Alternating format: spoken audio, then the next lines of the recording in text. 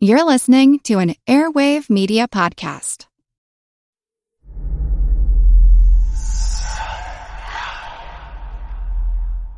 Hey y'all, spooky season is here. And if you're looking for a show to whet your appetite for a little haunted history, then I'd like to invite you to check out Southern Gothic, a chart-topping history podcast that explores some of the most infamous legends, folklore, ghost stories, and hauntings of the American South.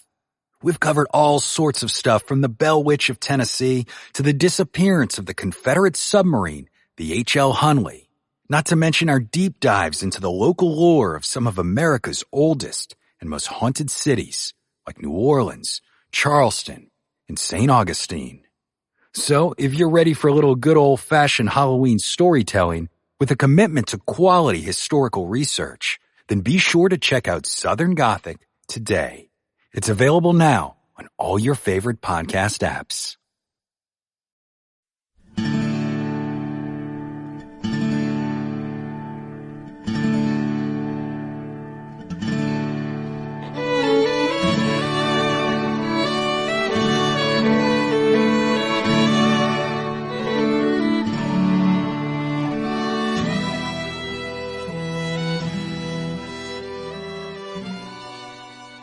Hey everyone, thanks for tuning in to episode number 181 of our Civil War podcast.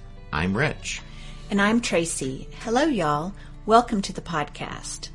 With the last episode, we talked a bit more about the Second Battle of Manassas and what happened after the fighting was over, including Abraham Lincoln's controversial decision to give George McClellan command of the combined Union armies in Northern Virginia as the Federal soldiers fell back into the fortifications around Washington.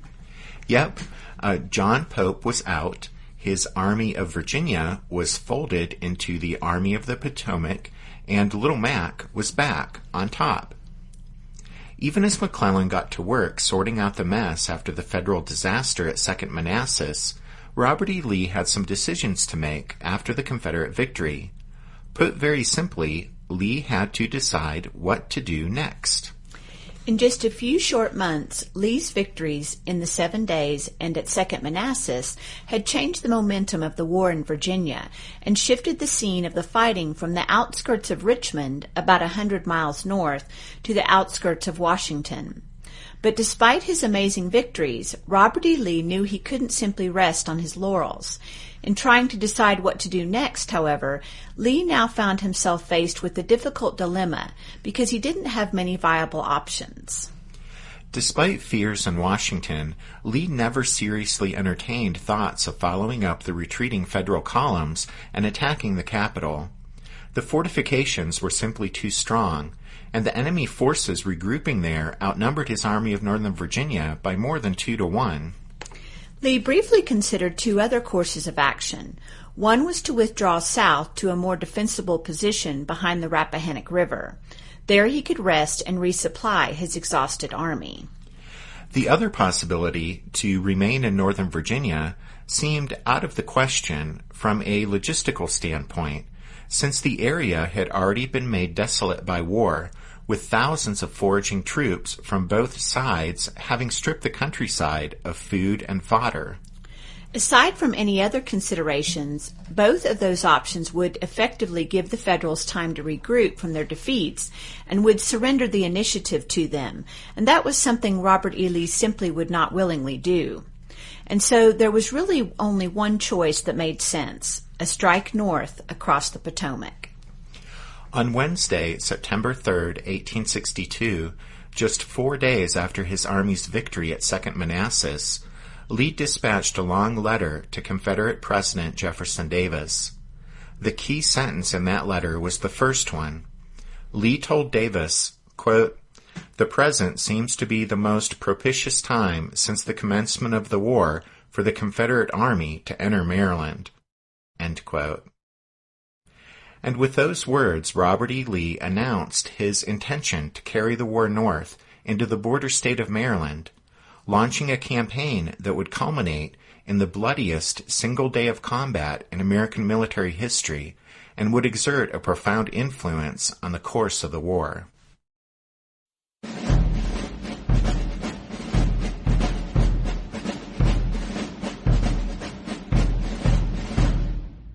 Robert E. Lee knew that a strike north had much to offer.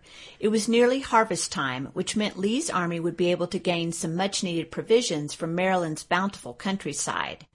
Taking the war across the Potomac would also give the people of war-torn Virginia a reprieve, a well-earned break during the fall harvest from the constant fighting and campaigning that had taken place across the length and breadth of the state. There was even the possibility, however remote, that a sweep into Maryland would encourage the people of this slave-owning border state, which had pockets of strong Southern leanings, to rise up and cast its lot with the Confederacy. These factors alone were a strong incentive to Lee, but he realized there was much more to be gained by a drive north, much more than just gathering food and fodder, and the possibility of adding another star to the Confederacy's banner. By striking north, Lee, being Lee, was hoping, above all else, to pull off another battlefield victory, this one on northern soil. In a post-war interview, Lee admitted that this was his chief motivation for launching the strike north. He said, quote, "I went into Maryland to give battle," end quote. You see, with the Federals' seemingly endless supply of manpower and their vastly superior industrial and manufacturing capabilities, Lee understood that the longer the war continued, the less chance at victory the Confederacy would have. Lee thought that to prevail in this conflict, the Confederacy would have to wear down the Union's willingness to fight, and the only way to do this was to defeat its armies on the battlefield, to convince the North that the cost of subduing the South wasn't worth paying. Such a mindset helps explain Lee's willingness throughout the war to assume many bold risks, and this is what motivated him in early September 1862 to lead his men across the Potomac River into western Maryland. The best chance for Confederate victory was to strike again while the Yankees were, quote, "much weakened and demoralized," end quote, as Lee wrote to Jefferson Davis on September 3rd. Therefore, the South should try for a knockout punch while its armies had the power to deliver it. Just as the Western rebel armies under Braxton Bragg and Kirby Smith were on the march out in Kentucky, Lee would invade Maryland. If all went well, the Army of Northern Virginia might even sweep north into the rich, unspoiled countryside of Pennsylvania. The timing of the campaign was also important to Lee in the sense that he was well aware that the 1862 midterm elections across the North were less than 2 months away. In a September 8th letter to Jefferson Davis, Lee said that another Confederate victory, quote, "would enable the people of the United States to determine at their coming elections whether they will support those who favor a continuation of the war or those who wish to bring it to a termination," end quote. Lee's reference to, quote, "their coming elections" revealed one of the purposes of his invasion, that is, to encourage the election of peace Democrats to the U.S. Congress. You see, the onset of hostilities had placed Northern Democrats in a difficult position, since their pre-war political power had depended on an alliance with Southern Democrats. Because of this, they had traditionally sided with the South on slavery and other issues of concern to the South. But in 1861 and early 1862, nearly all Northern Democrats denounced secession and professed support for the restoration of the Union. The party, however, soon divided into War Democrats and Peace Democrats. War Democrats agreed with the Republicans that the Southern Rebellion must be suppressed by military means, but they disagreed with the hard war measures that were becoming Republican policy in 1862. They voted against confiscation and emancipation bills in Congress. They opposed Lincoln's suspension of habeas corpus and the military arrest of alleged Confederate sympathizers. They passed angry resolutions against such measures in their state and county conventions during 1862. Peace Democrats opposed those measures and policies even more loudly and forcefully, and by 1862 they also began speaking out against the war itself as a means of restoring the Union, especially the kind of war it was turning into, a war to destroy the Old South and slavery instead of a war to simply restore the Union as it was. The phrase, "the Union as it was," became their slogan, and armistice and peace negotiations became their goal. Such convictions among peace Democrats became stronger when the war seemed to be going badly for the North, as it was in the late summer of 1862. That was why Robert E. Lee, who was a keen reader of captured Northern newspapers, thought that another Confederate battlefield victory could help make the upcoming 1862 midterm elections into a referendum between those who favored a continuation of the war, that is, Republicans, and those who wished to seek a negotiated peace with the Confederacy, that is, peace Democrats. And Lee knew that an armistice and peace settlement with Southern armies in Maryland and Kentucky would certainly mean Confederate independence. And so the New York Times hit close to the mark when it declared that the election of a Democratic majority in the midterm elections, quote, would be regarded by the South as a symptom of division in the northern states, as an indication that public sentiment had turned against the war. End quote.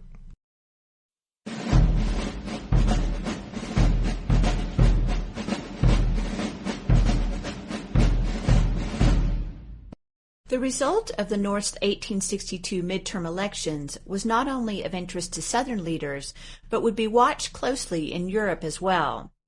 French officials, in particular, expected the Democrats to win control of the House of Representatives. The French ambassador in Washington believed that this outcome would make the Lincoln administration agreeable to mediation. In fact, he proposed to his superiors in Paris that when the result of the elections became known, the British and French should issue a joint statement calling for mediation. The course of the war in the summer of 1862 revived Confederate hopes for European diplomatic recognition. Lee's victories convinced British and French leaders that Northern armies could never conquer the South and restore the Union. London and Paris contemplated an offer of mediation, which would have constituted de facto recognition of the Confederacy. Like the French ambassador in Washington, the British Foreign Secretary, Lord Russell, also anticipated that Abraham Lincoln would cave in if Democrats won control of the House of Representatives in the upcoming election, and Russell added, quote, "I wish them success."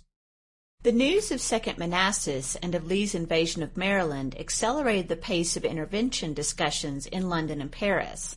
The secretary of the American Embassy in London, a fellow named Benjamin Moran, reported that, quote, "The rebels here are elated beyond measure," end quote, by the news of Lee's victory at Manassas. Moran was disgusted by the, quote, exultation of the British press. "I confess to losing my temper when I see my bleeding country wantonly insulted in her hour of disaster." At the additional news that Lee had invaded Maryland, Moran admitted to, quote, "a sense of mortification. The effect of this news here is to make those who were our friends ashamed to own the fact. The Union is regarded as hopelessly gone." The French Foreign Secretary told the American ambassador in Paris that the Confederate victory at Second Manassas and Lee's invasion of Maryland proved, quote, "the undertaking of conquering the South is impossible," end quote. The British Chancellor of the Exchequer, William Gladstone, said that it was, quote, "certain in the opinion of the whole world, except one of the parties, that the South cannot be conquered. It is our absolute duty to recognize that Southern independence is established." Gladstone wasn't a new convert to that position. The real danger to the Union cause came from the potential conversion of the British Prime Minister, Viscount Palmerston, who just 2 months earlier had blocked a parliamentary resolution favoring mediation. But after Second Manassas, Palmerston appeared ready to change his mind. Palmerston wrote to Russell, who was traveling abroad with Queen Victoria, that the Federals, quote, got a very complete smashing, and it seems not altogether unlikely that still greater disasters await them, and that even Washington and Baltimore might fall into the hands of the Confederates. Palmerston went on, saying that if something like that happened, quote, would it not be time for us to consider whether England and France might not address the contending parties and recommend an arrangement on the basis of separation? Russell needed little persuasion to agree to the Prime Minister's suggestion. In fact, he added that if the Lincoln administration refused to accept mediation, then, quote, we ought ourselves to recognize the Southern states as an independent state. On September 14th, before news of Antietam arrived in England, Palmerston informed Gladstone of the plan to hold a cabinet meeting on the subject when Russell returned to London in October. The offer of mediation would be made to both sides, to Washington and to Richmond, to be followed by diplomatic recognition of the Confederacy. But Palmerston and Russell agreed to take no action, quote, till we see a little more into the results of the Southern invasion. If the Federals sustain a great defeat, their cause will be manifestly hopeless, and the iron should be struck while it is hot. If, on the other hand, they should have the best of it, we may have to wait and see what may follow. End quote.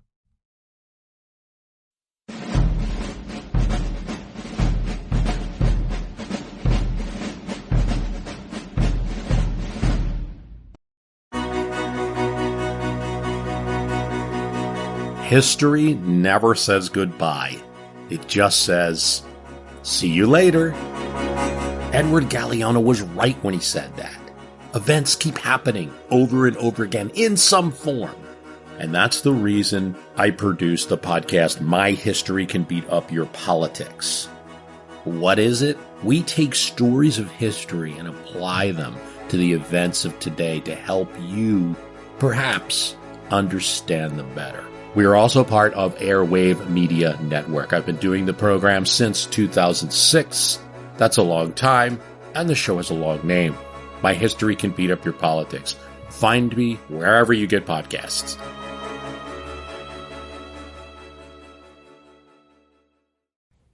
What's something you learned in history class that you feel wasn't the whole truth? Better yet, what's something you didn't learn at all that was omitted completely? That's what I'd like to call redacted history. I believe that all history, no matter how good or bad, needs to be told. There are wars, massacres, battles, and entire historical events that are just not in our school's history books. Have you ever heard of Mary Bowser? I didn't think so. My name is Andre White, the host of the Redacted History Podcast, the place where history's forgotten events, heroes, and villains get their story told, one episode at a time. So come huddle around the campfire with me and get ready to hear the stories that you were robbed of. And get comfortable. We're going to be here a while. The Redacted History Podcast. Real history never dies. Stream the Redacted History Podcast on Apple Podcasts, Spotify, or wherever else you get your podcasts. Great events, therefore, awaited the outcome of Robert E. Lee's decision to cross the Potomac River and strike north. Hanging in the balance was victory or defeat, foreign intervention, the northern midterm elections, the very willingness of the northern people to keep fighting for the Union. But even beyond those considerations, there was one more issue awaiting the outcome of Lee's invasion, and that was Abraham Lincoln's Emancipation Proclamation. Back on July 8th, the president had read George McClellan's Harrison's Landing letter without comment, but the president's thoughts can be guessed. Several months earlier, Lincoln might have agreed with much of what McClellan wrote, as Little Mac strenuously objected to the ongoing transition to hard war. After all, in his annual message to Congress the previous December, Lincoln had expressed a hope that the war would not, quote, degenerate into a violent and remorseless revolutionary struggle, end quote. By that, he meant that he hoped at that time to continue with a conciliatory approach to restoring the rebellious states to the Union, rather than have the war turn into a vicious contest in which the Old South's way of life was destroyed in the social and economic upheaval that would necessarily accompany the destruction of slavery. But since then, the war had become remorseless, and Lincoln was about to embrace the Revolution. And because Abraham Lincoln had the courage to do so, emancipation would be, arguably, the Civil War's most profound outcome. Slavery was the war's cause, but through the war, through the violent and remorseless revolutionary struggle which the war became, the nation would experience a new birth of freedom. That was still in the future, of course.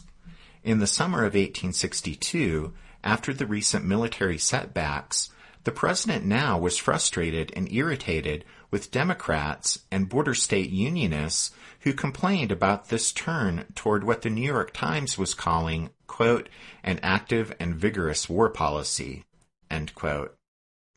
An exasperated Lincoln said sarcastically that the war could no longer be fought with squirt guns. Well, actually, he said it couldn't be fought any longer, quote, with elder stock squirts charged with rose water, end quote. Well, anyway, with regard to the conciliatory approach that back at the beginning of the war had seemed the best way to entice rebellious Southerners back into the Union, Lincoln now pointed out that after more than a year of brutal struggle, quote, this government cannot much longer play a game in which it stakes all and its enemies stake nothing. Those enemies must understand that they cannot experiment for 10 years trying to destroy the government, and if they fail, still come back into the Union unhurt. We'll go into much more detail later on in the podcast when we talk about the Emancipation Proclamation and when we look at the progression of events that led to Lincoln's crafting of the proclamation. But for now, we'll point out that it was on July 12th, in the wake of Lee's victory during the 7 days battles, that Lincoln called border state congressmen to the White House to give them one last chance to accept his offer of compensated emancipation. And as Tracy said, we'll look at this in more detail later on, but this program of gradual compensated emancipation with regard to the slave-owning border states that had remained loyal to the Union, well, it was an important part of Abraham Lincoln's plan to publicly make the end of slavery a national goal. But at that July 12th meeting at the White House, the border state men turned Lincoln down. Intensely disappointed and frustrated by their response, the president evidently made up his mind that very evening to go ahead with a proclamation of emancipation that would be grounded in his war powers as commander-in-chief to seize enemy property, in this case slaves, being used to wage war against the United States. The next day, Lincoln shared a carriage with Secretary of State William Seward and Secretary of the Navy Gideon Welles on their way to the funeral for a child of Secretary of War Edwin Stanton. During the ride, the president informed Seward and Welles of his intention to issue an Emancipation Proclamation. As Welles later remembered the conversation, Lincoln said that this matter had, for several weeks, quote, occupied his mind and thoughts by day and night. According to Welles, Lincoln said that he had concluded that emancipation was, quote, a military necessity, absolutely essential to the preservation of the Union. The slaves are undeniably an element of strength to those who have their service, and we must decide whether that element should be for us or against us, end quote. 9 days later, Lincoln called the whole cabinet together to announce his decision. They expressed varying degrees of support, and only Postmaster General Montgomery Blair voiced opposition to the president's decision. Blair was a former Democrat from Maryland who had turned Republican, and he protested that the Democrats would seize on the unpopularity of such a measure and would make substantial gains in the fall elections. Seward said that he approved of the proclamation, kind of. You see, he didn't exactly think it was necessary, since it was Seward's belief that the war itself meant the destruction of slavery was inevitable. But if Lincoln wanted to issue an Emancipation Proclamation, that was fine with Seward.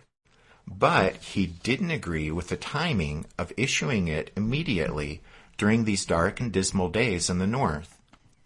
Seward pointed out that if it was issued now, many, including the unfriendly European newspapers, would view the proclamation as the desperate act of a Lincoln administration that was on the ropes after recent Confederate victories. And so Seward advised Lincoln to postpone issuing the proclamation, quote, until you can give it to the country supported by military success, end quote. Otherwise, the Secretary of State said, the world might view it, quote, as the last measure of an exhausted government, a cry for help, our last shriek on the retreat, end quote. The president later said that the wisdom of Seward's suggestion, quote, struck me with very great force, end quote. And so in July, after that cabinet meeting, Abraham Lincoln put the Emancipation Proclamation away to wait for a Union military victory.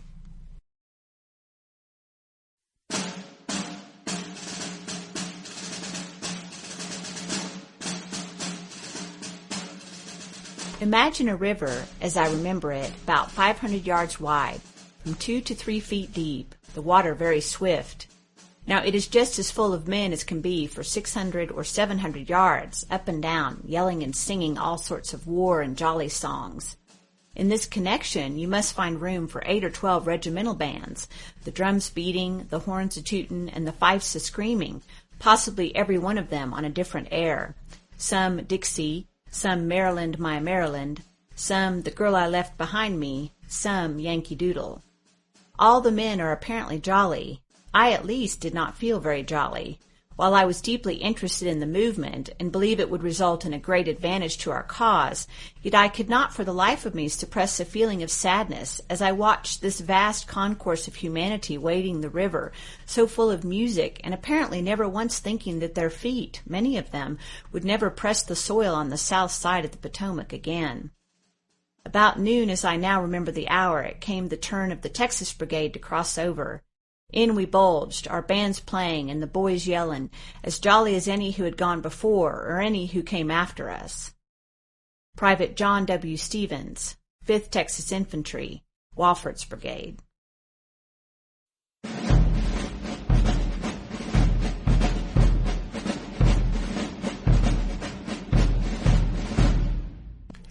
Almost certainly, Robert E. Lee's victorious but worn-out army should have gone into camp for rest and refitting after Second Manassas. Most of them had been fighting or marching with little pause for 10 weeks. Thousands were shoeless, their uniforms were in rags, and all were hungry. And although beaten, the Union Army still had superior numbers and was safe in its formidable Washington defenses.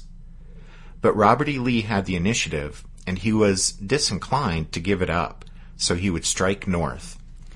Over the past 150 years, historians have compiled a list of reasons to explain why Lee decided to move north into Maryland, and just as important, why Jefferson Davis approved it. Some accounts of the Antietam campaign make much of the fact that although Lee wrote to Jefferson Davis on September 3rd and informed Davis of his intention to march north into Maryland, Lee didn't wait for the Confederate president's reply or approval before he started crossing the Potomac. But the truth is, Lee started moving when he did because he was confident of Davis's approval and support.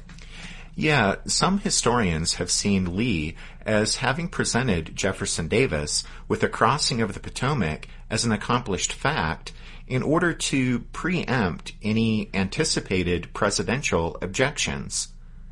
And although Robert E. Lee undoubtedly wanted the freedom to determine the pace and course of military operations without presidential interference, the truth is there's nothing to suggest Jefferson Davis was ever reluctant to give Lee that freedom once he placed Lee in command of the army.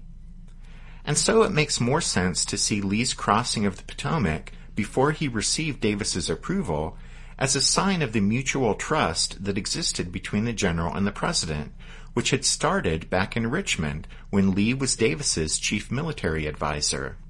So all of that's to say that as far as the timing of his letter to Davis and the army starting to cross the Potomac, we don't think Robert E. Lee was trying to pull one over on the Confederate president. but rather Lee knew, because of their long and close association, that Davis would approve of his decision and support him in its implementation. Exactly. At any rate, we've already looked at what led Lee to make his decision to invade Maryland. There were logistical and political and diplomatic factors, but it's important to never lose sight of the bottom line, the fact that Lee would be seeking to engage the Yankees in another major battle, one that would hopefully be decisive. In a few weeks, however, the Union armies would have recovered their morale, repaired their organization, and replenished their ranks, and would be ready to begin another offensive against the Confederates with superiority in men, guns, and resources. To prevent such an offensive, Lee had to maintain the initiative by offensive operations of his own. And Lee was confident that once the Federals left their Washington fortifications and the war became one of maneuver once again, he would hold the upper hand. But against all the potential benefits of immediately launching into another campaign, Lee had to weigh one great drawback, and that was the condition of his army. In his letter to Jefferson Davis, Lee admitted that, quote, "The army is not properly equipped for an invasion of an enemy's territory. It lacks much of the material of war, is feeble in transportation, the animals being much reduced, and the men are poorly provided with clothes, and in thousands of instances are destitute of shoes." End quote. Still, Lee scarcely hesitated. He held the initiative and had few viable options for exploiting it. Therefore, if he was going to launch a strike north, it had to be done immediately. Nevertheless, there was no getting around the fact that it was a ragtag Confederate army that set out for Maryland. The men were gaunt and unshaved, with shaggy hair poking through holes in their shapeless hats. The uniforms of many hung in tatters, and bodies and clothes were filthy and infested with lice. Only their rifles and bayonets were clean.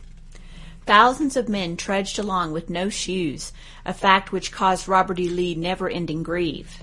By one estimate, fully 1/4 of Lee's army trod the roads to Sharpsburg barefoot. Worse than the pain of cut and bruised feet, though, was the gnawing hunger. A private in the 17th Virginia wrote that, quote, "For 6 days not a morsel of bread or meat had gone in our stomachs. Our menu consists of apples and corn.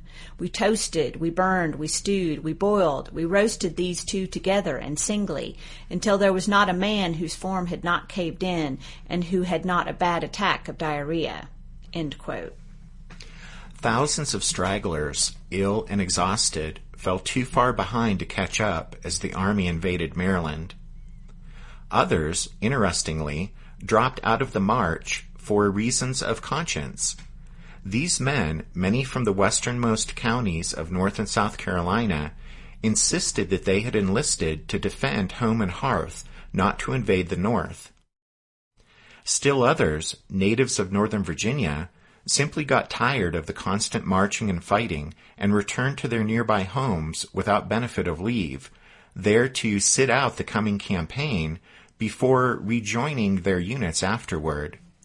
For example, the 8th Virginia, a regiment raised in the region around Leesburg, near where the army crossed the Potomac, lost 2/3 of its members on the march to the river. Later on, we'll talk more about the extreme straggling that plagued the Confederate Army during the Antietam campaign, but for now we'll note that, by all indications, the men who remained in the ranks and crossed the Potomac were supremely confident in their ability to whip the Yankees again. Account after account of the campaign mentions the high morale of the troops who crossed the Potomac into Maryland. The Army had confidence in the cause it was fighting for, confidence in themselves, and confidence in Robert E. Lee. On September 3rd, the day he wrote Jefferson Davis about his decision to cross into Maryland, Lee began shifting his army north and west from Chantilly toward Leesburg near the shallow fords of the upper Potomac. The next day, on Thursday, September 4th, the first units of the Army of Northern Virginia crossed the Potomac into Maryland, and the crossing of the army continued through the weekend. There was a universal sense that this was a historic moment. As the quote that Tracy read indicated, Men long remembered the scene when their unit made the crossing. A Prussian-born officer on Jeb Stuart's staff, Major Eros von Borka, left perhaps the most vivid portrait of Lee's veterans splashing through the water. He said, quote, "It was indeed a magnificent sight as the long column of many thousand horsemen stretched across this beautiful Potomac. The evening sun slanted upon its clear, placid waters and burnished them with gold, while the arms of the soldiers glittered and blazed in its radiance. There were few moments, perhaps, from the beginning to the close of the war, of excitement more intense, of exhilaration more delightful, than when we ascended the opposite bank to the familiar but now strangely thrilling music of Maryland, My Maryland." Von Borka was a cavalryman, and they often saw the world in a different light than did the long-suffering infantry, but even the Confederate foot soldiers thought the scene grand and magnificent. The only thing a lieutenant in the 2nd South Carolina found to complain about with the crossing was that it was too brief. He wrote that, quote, "We needed a good washing of our bodies, but waiting in the water did us no good in that direction." Caught up in the spirit of the moment, even Stonewall Jackson unbent a bit.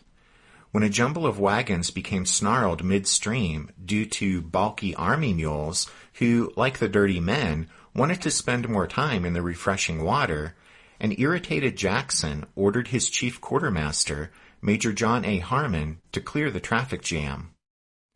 Harmon was an extremely competent quartermaster. He was also a famously profane man with considerable experience at handling mules.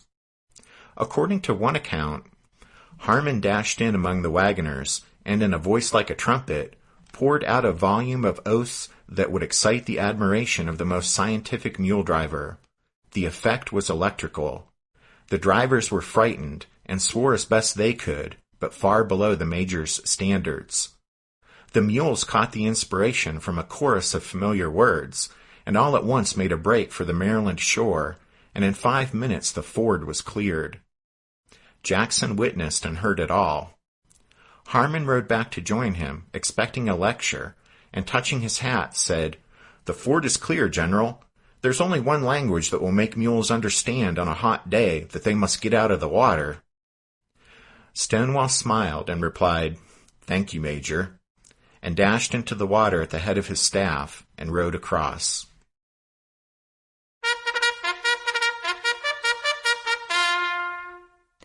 That means it's time for this episode's book recommendation. And our recommendation this time is Confederate Tide Rising, Robert E. Lee and the Making of Southern Strategy, 1861 to 1862, by Joseph L. Harsh. Harsh says he didn't set out to write this book, but that it wrote itself, which is a neat trick. What he says is that it wrote itself as he tried to understand why Robert E. Lee crossed the Potomac River into Maryland in early September 1862. That curiosity on Harsh's part led him to a complete re-examination of the factors that shaped Confederate strategy during the first year and a half of the Civil War. And you may not always agree with his conclusions, but he'll make you think about what he's writing about. Anyway, we thought this was a good time in the podcast to recommend this book. So that's Confederate Tide Rising, Robert E. Lee and the Making of Southern Strategy, 1861 to 1862, by Joseph L. Harsh. You can find all of our book recommendations if you head over to the podcast website, which is www.civilwarpodcast.org.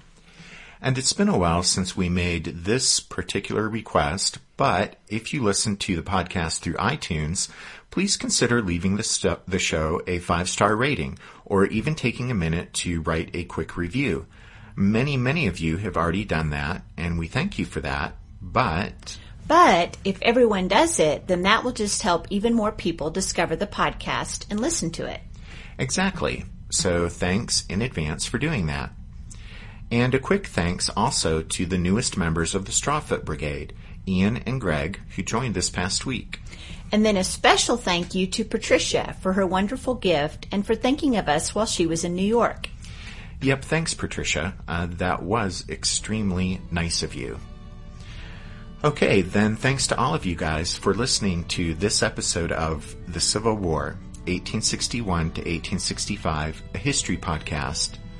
Tracy and I do hope you'll join us next time as we get Lee's army across the Potomac River and then look at the curious case of the Lost Order. So that'll be next time, but until then, take care. Thanks, everyone. Bye.